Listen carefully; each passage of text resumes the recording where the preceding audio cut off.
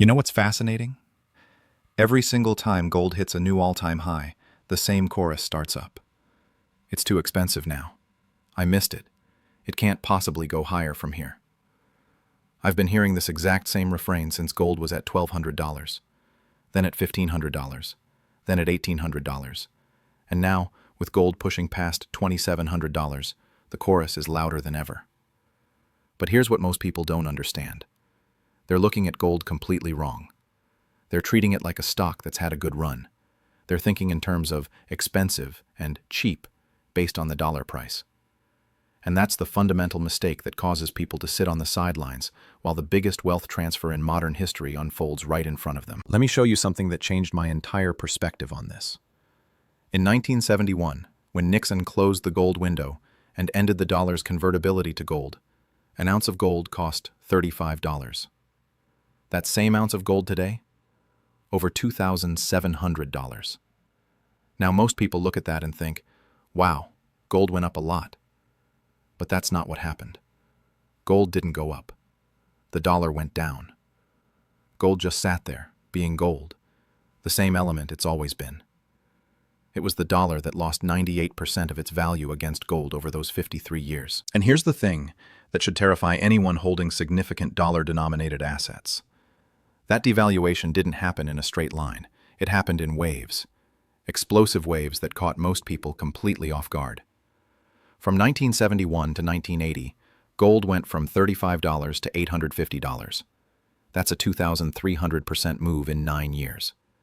Then it consolidated for 2 decades. Then from 2001 to 2011, it went from $250 to $1,900. Another 660% move. Then another consolidation. And now? We're in the early stages of what could be the most explosive wave yet. But you don't have to take my word for it. Let's look at what the smart money is actually doing right now, because their actions tell a very different story than the mainstream narrative. Central banks around the world just had their highest year of gold purchases on record. We're talking about 1,136 tons of gold bought by central banks in 2022. Then they did it again in 2023 with over 1,000 tons. And 2024? They're on pace to match or exceed those numbers. Now think about that for a second. These are the institutions that print money.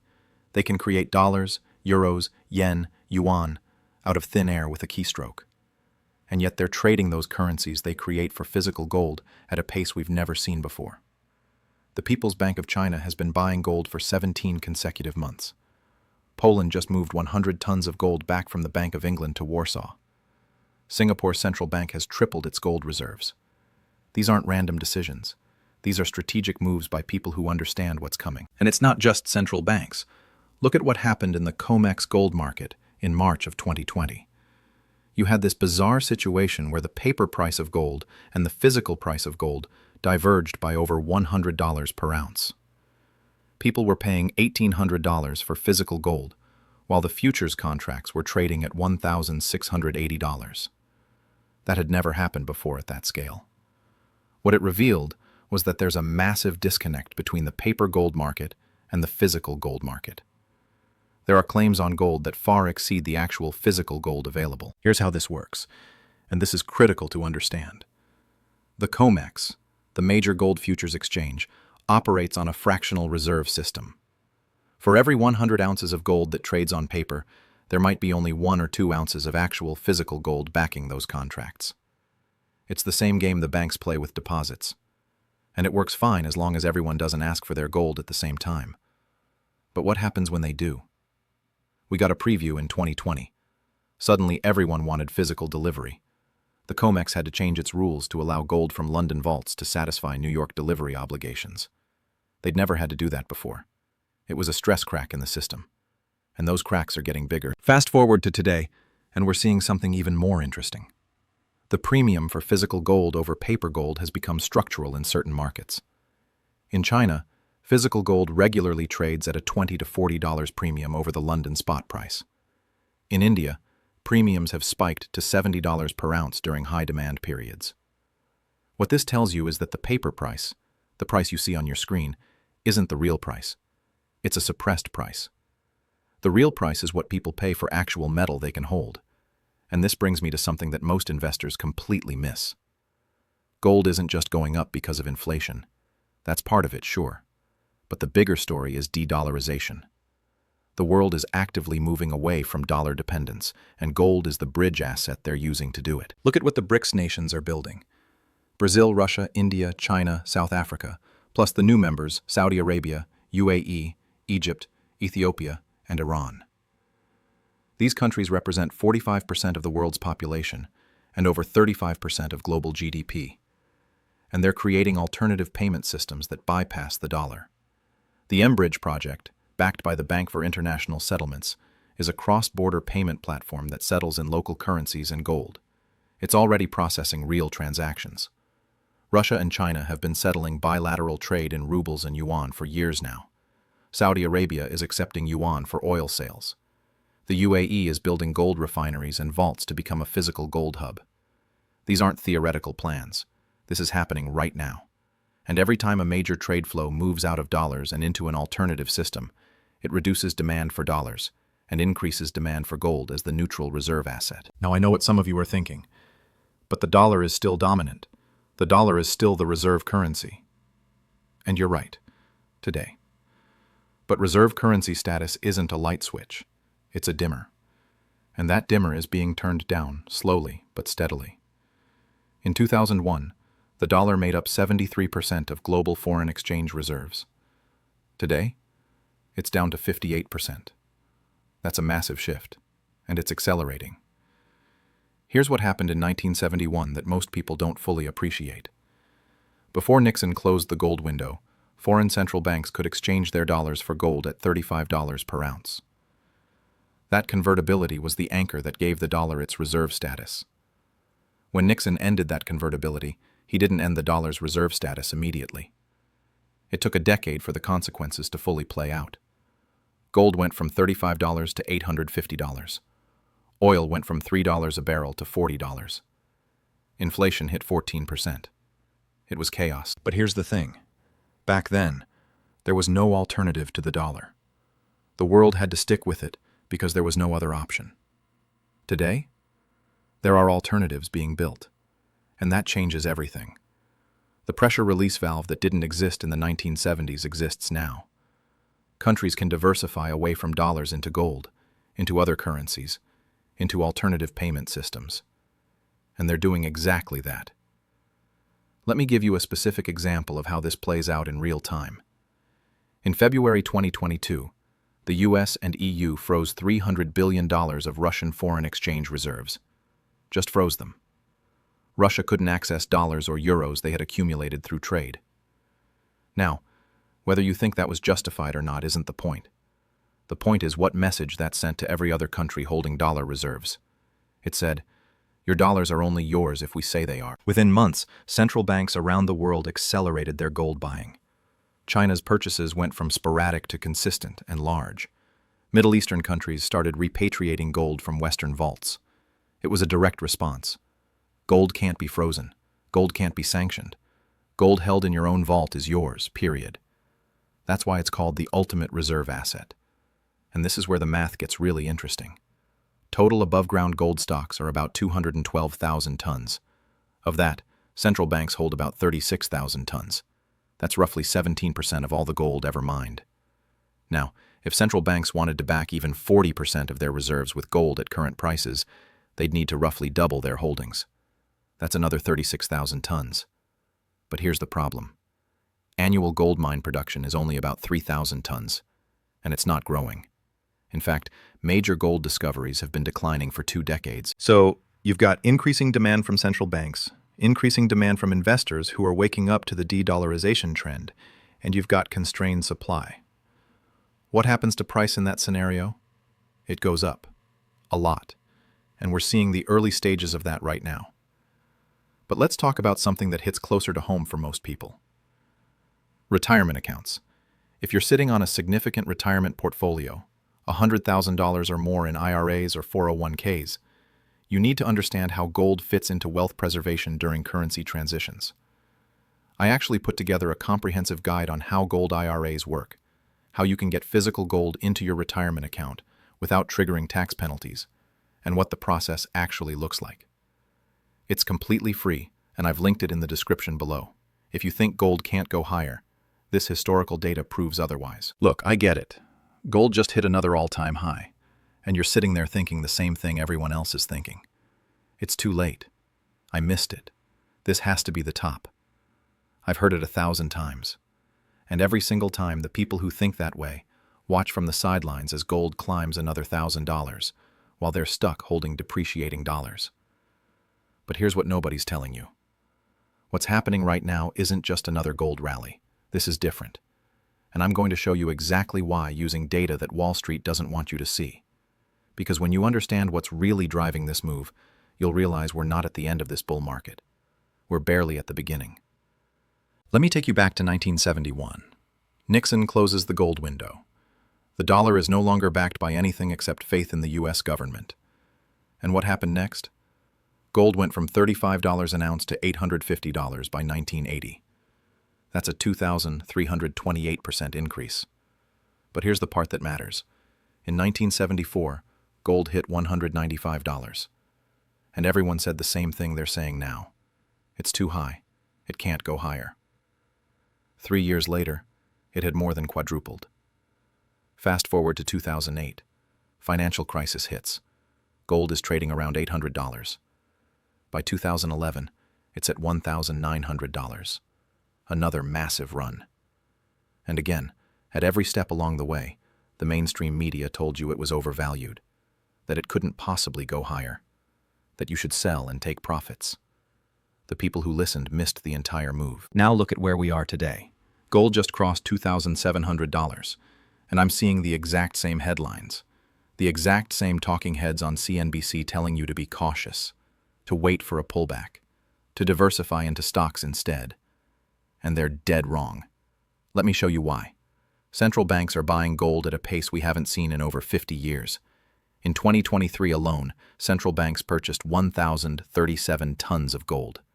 That's the second highest level of annual purchases on record, and 2024 is on track to exceed that. China added 225 tons to its reserves. Turkey bought 148 tons.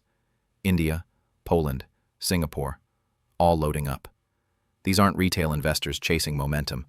These are the world's most sophisticated financial institutions positioning for what's coming next. And what's coming next is a complete restructuring of the global monetary system.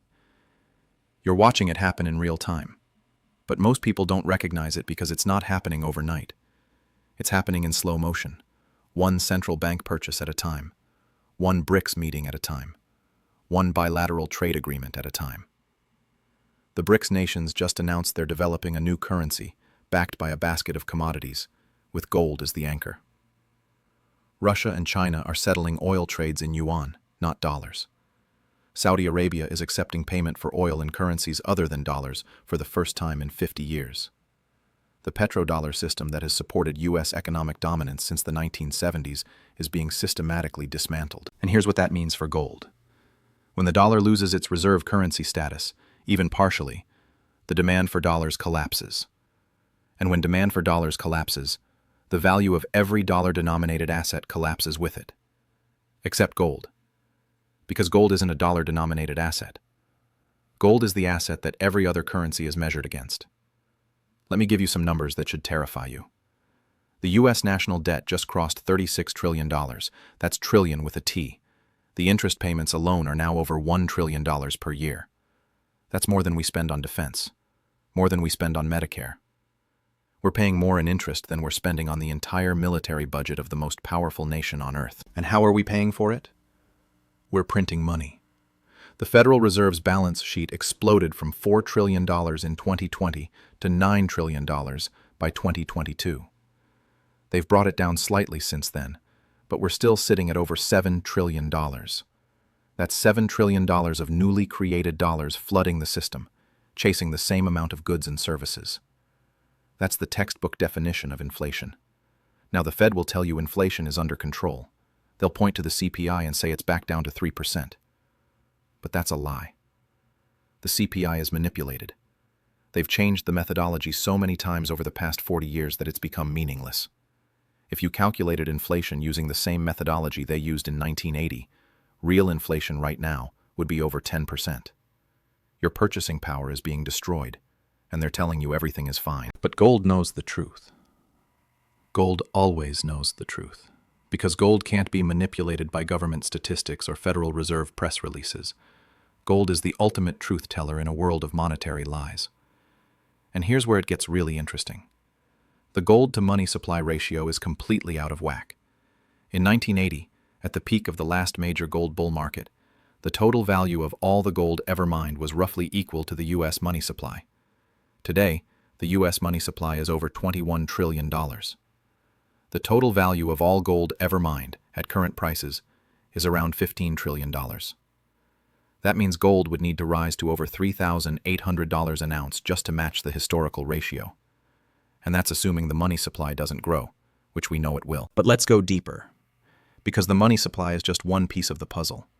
Look at what's happening in the physical gold market. The COMEX, the largest gold futures exchange in the world, is showing signs of severe stress. The ratio of paper gold to physical gold has exploded. For every ounce of physical gold in COMEX vaults, there are over 100 ounces of paper claims. That's not a market. That's a Ponzi scheme waiting to collapse, and it's already starting to crack. In March 2023, we saw the largest single-day delivery demand in COMEX history. Over 4 million ounces standing for delivery. The exchange had to scramble to find physical metal. They're running out. And when the paper market finally breaks, when people realize their gold ETFs and futures contracts aren't backed by real metal, the price of physical gold is going to explode. This is exactly what happened in the 1970s. The London gold pool collapsed in 1968 because they couldn't suppress the price anymore. They ran out of physical gold to sell. And what happened next? Gold went from $35 to $850 in 12 years.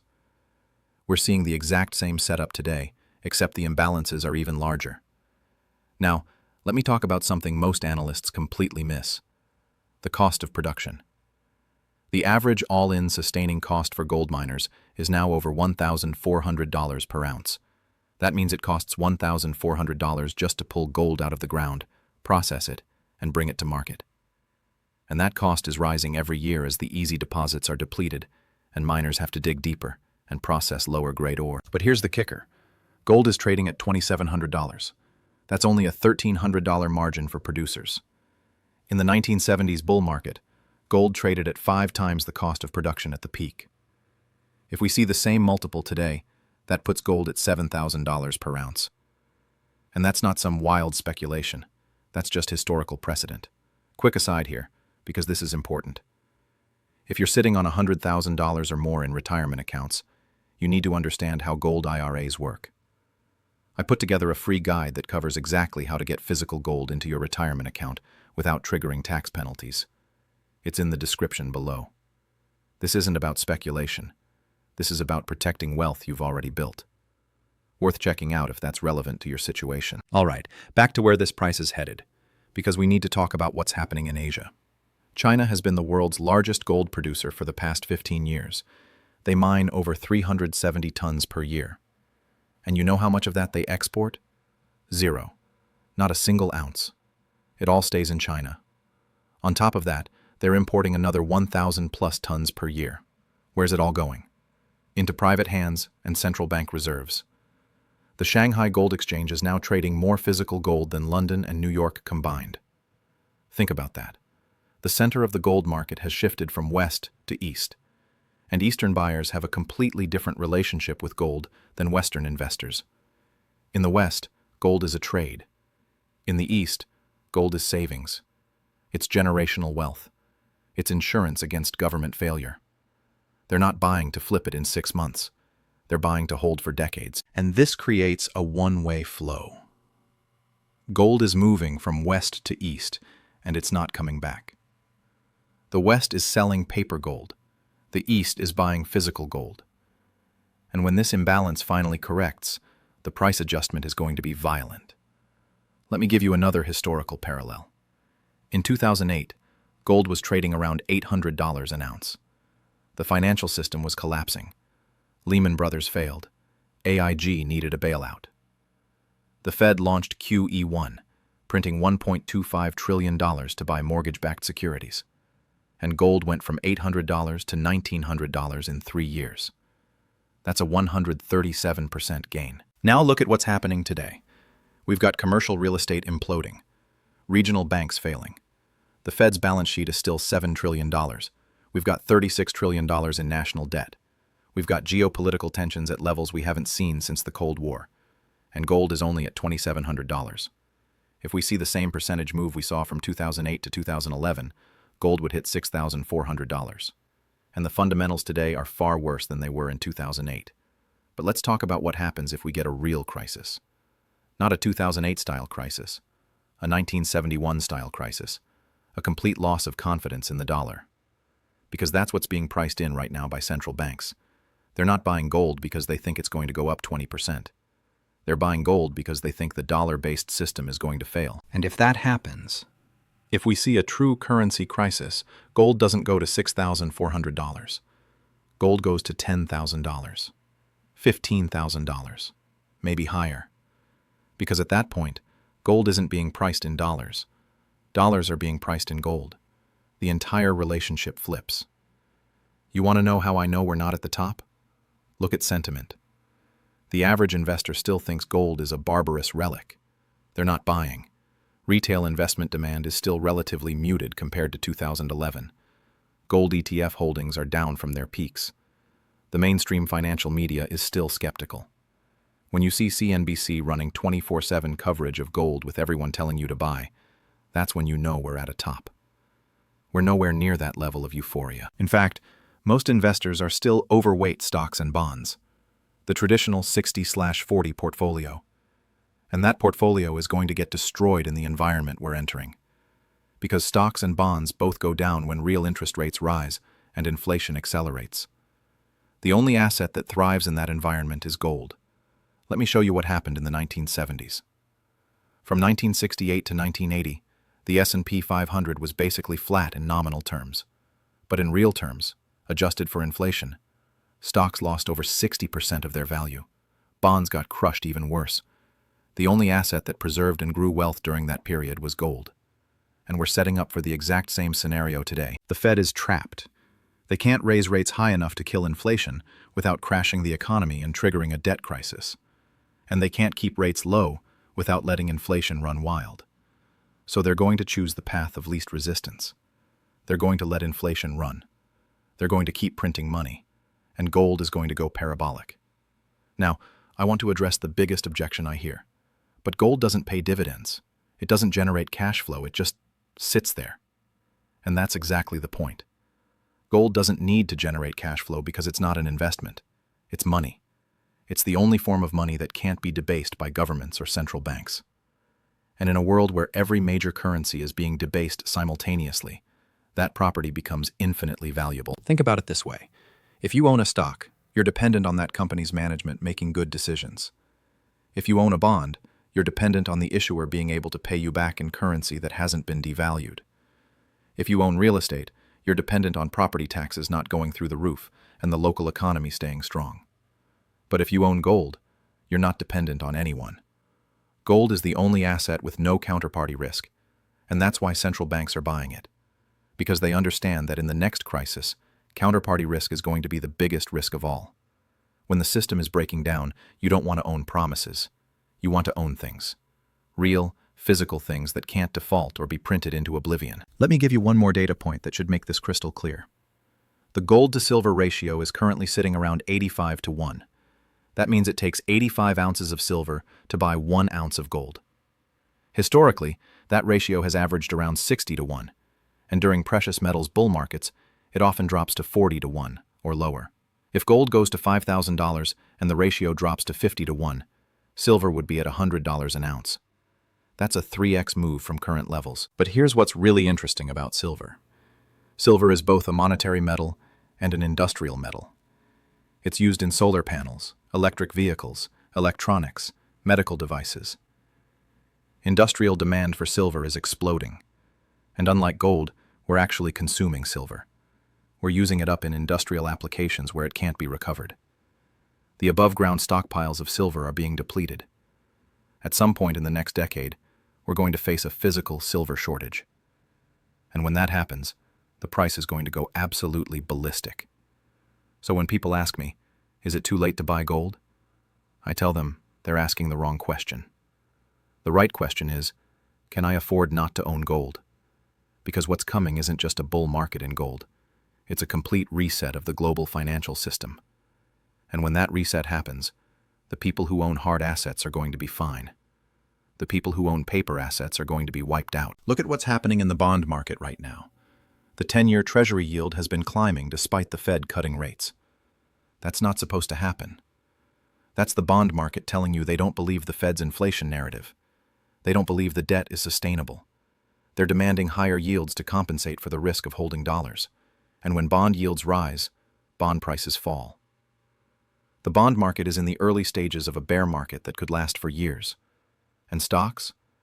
The S&P 500 is trading at a CAPE ratio of over 30. That's higher than it was in 1929. Higher than it was in 2000.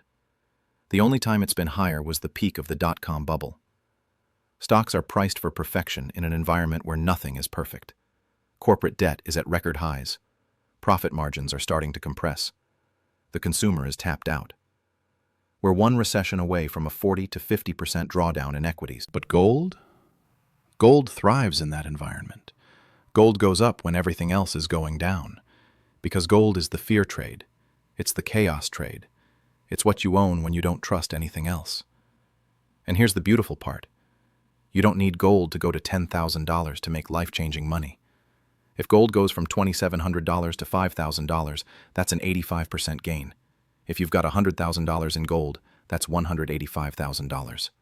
That's real wealth preservation and growth. And unlike stocks, gold isn't going to drop 50% overnight if earnings miss by a penny. The risk-reward on gold right now is the best it's been in over a decade. The downside is limited because central banks are providing a floor. They're buying at these levels. They're going to keep buying at higher levels. But the upside?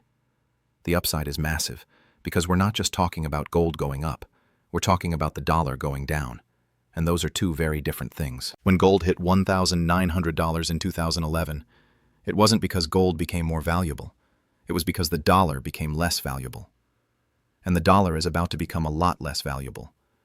The Fed has printed more money in the past 4 years than in the previous 100 years combined. That money is still working its way through the system. The inflation we've seen so far is just the beginning. And when the next crisis hits, and it will hit, the Fed's only response is going to be more printing, more stimulus, more bailouts, more quantitative easing. They've shown us their playbook. They're going to print until the currency breaks, and gold is going to reflect that reality. So here's what you need to understand. This isn't about timing the market. This isn't about trying to buy at the exact bottom and sell at the exact top. This is about recognizing a multi-year, possibly multi-decade trend and positioning yourself accordingly. The people who bought gold at $300 in 2002 and held it to $1,900 in 2011 made life-changing returns. The people who waited for a pullback missed the entire move, and we're in the exact same setup today. Except the fundamentals are even more compelling. The debt is higher, the money printing is more extreme, the geopolitical tensions are worse, the de-dollarization trend is accelerating. Every single factor that drives gold higher is not only present, but intensifying. The historical data doesn't lie. Every time we've seen this combination of factors, massive government debt, currency debasement, geopolitical instability, loss of confidence in the monetary system, gold has gone on a historic run. 1971 to 1980, 2001 to 2011, and now, 2024, to whenever this cycle peaks. The pattern is clear. The question is whether you're going to recognize it and act, or whether you're going to sit on the sidelines and watch. Because here's the thing about generational wealth transfers. They don't happen slowly. They happen in bursts, in moments of crisis, when assets reprice violently. The people who are positioned correctly make fortunes. The people who aren't get wiped out. And we're heading into one of those moments right now. Gold isn't too high. Gold is exactly where it should be, given the fundamentals. And it's going a lot higher. The only question is whether you're going to be holding it when it does.